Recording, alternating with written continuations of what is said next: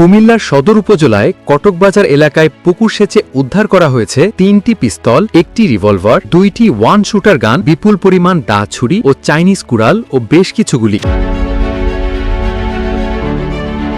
গোপন সংবাদের ভিত্তিতে মঙ্গলবার সকালে র্যাব কটকবাজার গ্রামে ভোরবেলা থেকে এই অভিযান চালায়। বেশ কয়েকটি পিস্তল, বন্দুক এবং 2টি বস্তা মোড়ানো ধারালো অস্ত্র পাওয়া গিয়েছে বলে জানিয়েছেন র্যাবের Comilla company commander major Sadman Ibne Alam. কটকবাজার কবরস্থানের ওই পুকুর পাড়ে শ্যালো মেশিন দিয়ে সেচযন্ত্রের মাধ্যমে পানি সরিয়ে নেওয়া হয়। মেজর সাদমান ইবনে আলাম জানান, মঙ্গলবার ভোরবেলা থেকে অস্ত্র উদ্ধার অভিযান শুরু হয়েছে। আমরা আপাতত সাদা বস্তা ও স্কচ টেপ মোড়ানো বেশ কয়েকটি আগ্নেয়াস্ত্র ও ধারালো অস্ত্র পেয়েছি। নির্বাচনের নাশকতার উদ্দেশ্যে এতগুলো এখানে রাখা হতে পারে বলেও ধারণা তাদের। জরুরি অবস্থায় জীবন বাঁচাতে যখন প্রতিটি সেকেন্ড মূল্যবান, তখন সঠিক সময়ে উচ্চমানের অক্সিজেন পাওয়া নিশ্চিত করাই আমাদের লক্ষ্য। জরুরি প্রয়োজনে কল করুন স্ক্রিনে দেওয়া নাম্বারে। গতকাল রাত থেকে একটি গোপন সংবাদের ভিত্তিতে অত্র এলাকায়, কটকবাজার এলাকায় একটি অভিযান পরিকল্পনা করি এবং বিদেশি অস্ত্র পাওয়া গেছে এবং দেশীয় অস্ত্র পাওয়া গিয়েছে।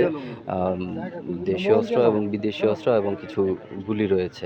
অ্যাকচুয়ালি নির্বাচনী সহিংসতার জন্যও হতে পারে।